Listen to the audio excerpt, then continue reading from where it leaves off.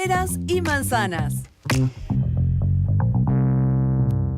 Mucha atención a nuestra audiencia juvenil, a los jóvenes, porque al contrario de lo que habitualmente se pudiera pensar, una buena parte de los jóvenes en Chile trabaja o estudia o se encuentra en ambas condiciones.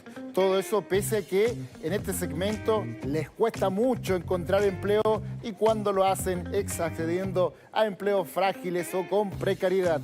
Estas conclusiones son parte de un estudio al empleo juvenil llamado La transición de la juventud a la adultez, mercado laboral y protección ante contingencias, un estudio realizado por el Observatorio de Contexto Económico de la Universidad Diego Portales y Cajas de Chile, la Asociación de Cajas de Compensación.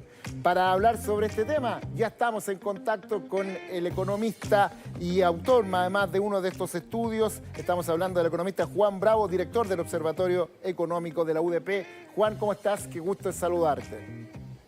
Hola Roberto, gusto de saludarte y estar con peras y manzanas. Exacto, con peras y manzanas. Bueno, Juan, hoy en la mañana fue esta conferencia de prensa en la SOFOFA, donde estaba la gente del Observatorio Económico, de Cajas de Chile, la SOFOFA, el ministro del Trabajo, donde han entregado esta completa radiografía a el empleo joven, a la situación de los jóvenes con el mercado laboral y lo más interesante, creo yo, es la transición de la juventud a la adultez. Y aquí de inmediato varias cosas que saltan. Por ejemplo, uno pudiera pensar, como lo han reflejado otros números en algún momento de la historia de Chile, que por distintas circunstancias hay muchos ninis, jóvenes que ni estudian ni trabajan. Pero este estudio viene a refrendar que una buena parte de los trabajadores jóvenes o los jóvenes o están trabajando o están estudiando o están en ambas condiciones. Cuéntanos tú esa primera conclusión que arroja este estudio y el análisis de aquello.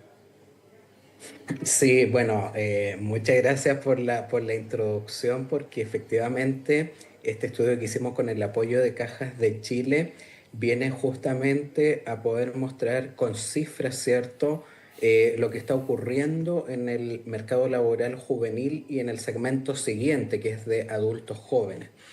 Entonces, claro, cuando uno revisa, ¿cierto?, qué ocurre con esta población de 18 a 24 años, en primer lugar, la mayoría está fuera de la fuerza laboral. El 59,5% de jóvenes de 18 a 24 años no participa en el mercado laboral y el grueso es por razones de estudio. Por ¿ya? estar estudiando. Exactamente, el 49,4%, o sea, casi la mitad de los jóvenes está fuera de la fuerza laboral y es por razones de estudio. Luego tienes una porción de la población juvenil que está ocupada, que efectivamente tiene un empleo. El 10,1% estudia y además está ocupado, o sea, estudia y trabaja. Y luego hay un 22,1% de jóvenes que está ocupado pero sin estudiar.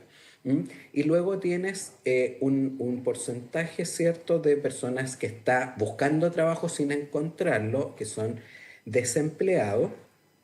Y luego tienes justamente este grupo que es el que muchas veces se habla, que son los que realmente no participan en el mercado laboral y no tienen ganas de trabajar y tampoco están, por ejemplo, abocados a cuidados familiares, ¿cierto? O alguna actividad de ese tipo. El punto es que ese porcentaje es solo el 1,8% de los jóvenes que están fuera de la fuerza laboral y además no tienen deseos de trabajar. Y esto se contrapone justamente con el denominado concepto de personas que no estudian y que no están ocupadas, que calcula el INE, que muestra cifras mucho mayores. ¿Y por qué ocurre esta discrepancia? Porque esta cifra que calcula el INE de personas que no estudian y están ocupados incluye precisamente a personas que están desempleadas. O sea, que quieren trabajar, están buscando activamente un trabajo, pero no lo pueden encontrar. También incluye a personas que están en su hogar haciendo quehaceres del hogar, cuidando personas dependientes, ¿cierto? Pero que están fuera de la fuerza laboral precisamente por estas responsabilidades familiares, Por lo que además tanto, suelen ser claro, realizadas por las mujeres principalmente. Entonces, el punto es, Roberto, que la gente cree que un nini es alguien vago, que no hace nada, cuando en realidad, ¿cierto? Tenemos todas estas personas que en realidad, a están pesar buscando de no pega, exactamente, están y no o hacen hacer algo en su nada, casa, claro. O sea, exactamente. el Entonces, nini nini, pero nini nini, como la ah, expresión de la abuela, el vago, vagoneta, ajá, es una proporción menor. Lo que yo creo es es tranquilizante, porque en mucho algún más. momento habían Ujú. números que indicaban que los nini en Chile era un amplio porcentaje de los jóvenes en Chile. Y uno decía, pero ¿cómo? O sea, uno ve otra cosa. O sea, es un poco más alentador este número de ustedes, que es más depurado, me da la impresión, respecto de la fotografía que toma el INE, que es más general y por eso mete en el saco a más personas, ¿no? Sí. Claro, o sea, cuando tú miras esas cifras del INE, uno lo que te dice es que el 20% más o menos de la población de 18 a 24 años sería nini, ¿ah?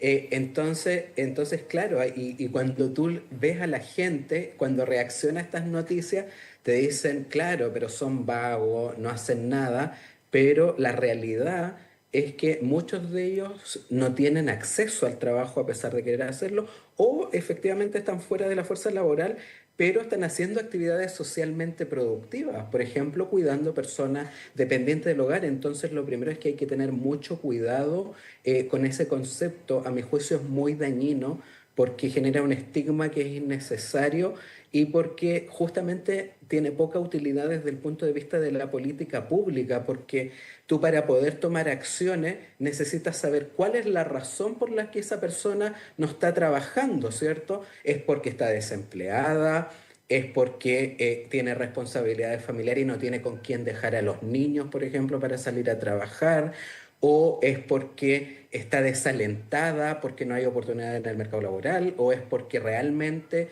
está, por ejemplo, en actividades socialmente indeseables como el crimen o la droga, y cada una de esas razones, todas tienen políticas sumamente distintas, te fijas, para abordarla. Entonces, el concepto engloba realidades demasiado diversas, entonces no solo estigmatiza a la población juvenil, sino que además no te permite aplicar política pública, porque la Claro, política pública para depende ir de la sobre razón ello, que tú focalizar, estás ir sobre ello. ocupada. Exactamente. Exacto. Ahora, Juan, bueno, se entiende el punto y me parece bien porque la fotografía entonces ahora es más nítida, más HD, 4K. Pero de todos modos, el estudio sí también reconoce un problema que ya está siendo endémico en el último tiempo en el mercado laboral, que es que a los jóvenes les cuesta mucho encontrar empleo. La empleabilidad en los jóvenes es muy baja. ¿Qué pasa con eso? ¿Es un tema ya estructural? ¿Por qué a los jóvenes les cuesta tanto encontrar trabajo? Claro, ese es efectivamente el problema principal en el segmento juvenil. Son aquellos jóvenes que participan en el mercado laboral, ¿cierto?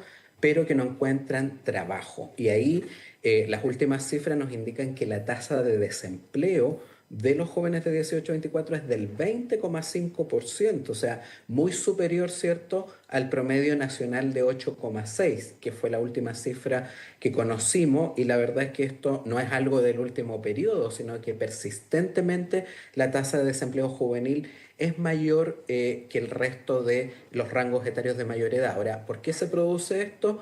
Por varias razones.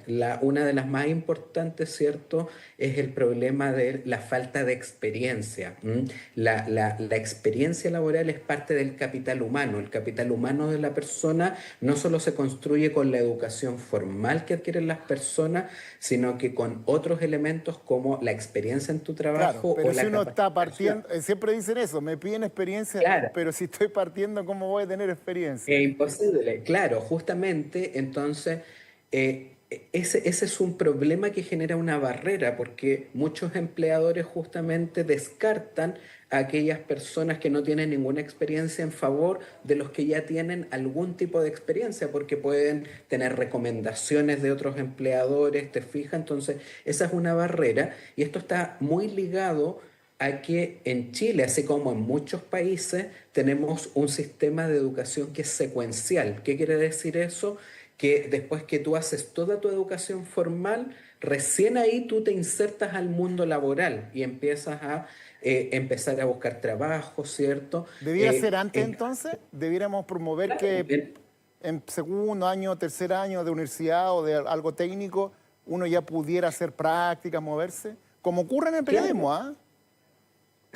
Claro, ocurren algunos nichos específicos y fíjate que los países que tienen sistemas de educación dual, como Alemania, la tasa de desempleo de jóvenes es bastante parecida a la del resto de la población. Y eso te revela que justamente cuando los jóvenes logran tener esa experiencia mientras están tomando la educación formal, entonces, bueno, cuando ya definitivamente terminan sus estudios, no tienen este problema de la falta de experiencia. Ahora, eso no significa que necesariamente hay que replicar el mismo modelo alemán, ¿cierto? Porque hay diferencias culturales, hay un montón de Claro. cosas que son distintas, pero sí una de las...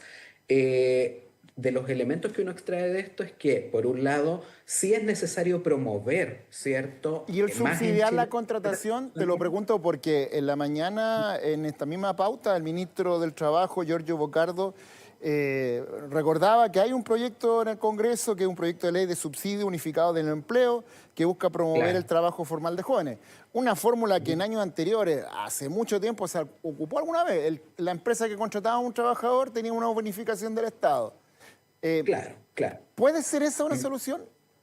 Sí, esa es otra de las medidas, ¿cierto? Además del tema de que definitivamente es necesario un mayor acercamiento al mundo del trabajo, ¿cierto? Que tú no salgas de los estudios sin tener nada de experiencia laboral y por lo tanto, como hablábamos, mejorar los sistemas de formación dual y las prácticas profesionales.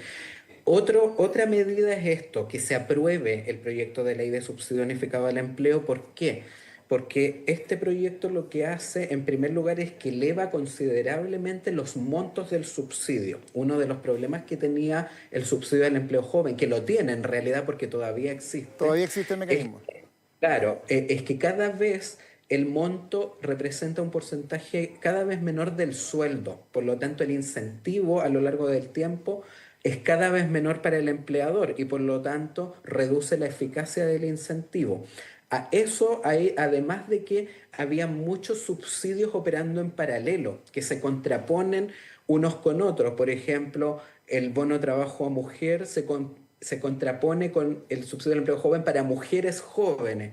Y además hay un subsidio a la cotización previsional de jóvenes que funciona en paralelo. Entonces, en primer lugar, este proyecto hace más eficiente el sistema de subsidio porque va a tener una ventanilla única, ¿cierto? Que va a facilitar que las personas accedan a estos subsidios y además va a elevar considerablemente los montos. Perfecto. Entonces, esa iniciativa definitivamente apoyaría una mejor empleabilidad de los jóvenes. Bueno, Juan, ¿dónde podemos encontrar este estudio si alguien quiere ahondar más en el observatorio de usted de la UDP, en alguno de los otros Sí. patrocinantes?